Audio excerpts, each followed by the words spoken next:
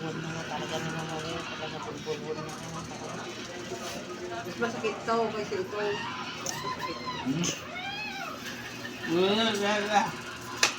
No? Oo.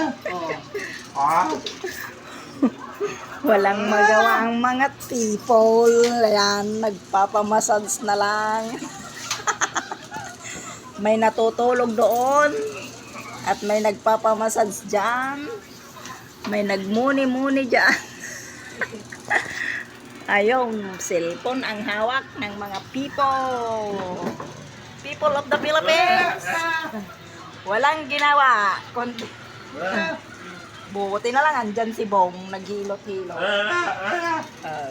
Diba?